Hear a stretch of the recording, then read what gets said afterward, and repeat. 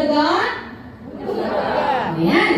Kapag nakita niyo yung kamay ko na isa lang, sabihin, Pilo. Kapag dalawa, bulaga. At kapag nandito sa bunganga, ano to? Ha, ha, ha. Sabihin natin, ha, ha, ha. Sige, tignan mo nga kung alam na natin. Sige. Tumingin kayo sa akin. Mamali ka dito sa Sarang kumagasan ko. Okay po. Sabay-sabay, tignan natin ha. Pilo. Ulitin natin. Dapat pag ganun ko, pilo agad ang sasabihin. Sige. Pilo, pilo, pilo. Saan ka ba nagtatago? Pilo, pilo. Pumasok ka sa bahay. Maligo ka na anak. Kanina ka pa naglalaro sa labas. Bulaga! Nay, hindi ko alam. Nandito lang ako. Nakatayo ako sa likod ng poste.